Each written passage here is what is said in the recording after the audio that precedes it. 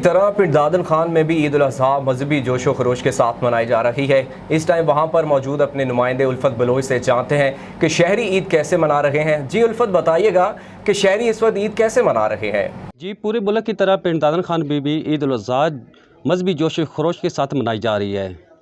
इस टाइम मैं पिंड दादन खान के इलाके में मौजूद हूँ। मेरे साथ मज़ीद शहरी मौजूद हैं, उनसे जानते हैं कि वो ईद उल अज़हा किस तरह मना रहे हैं। जी, हम इस दफ़ा ईद बहुत जोश व खरोश के साथ मना रहे हैं। महंगाई की वजह से कुर्बानियाँ लोगों ने घट दी हैं, लेकिन हम कुर्बानी दे रहे हैं। कुर्बानी दें, दूसरों का भी ख्याल रखें, हमसाए का भी ख्याल रखें, कुर्बानी दें।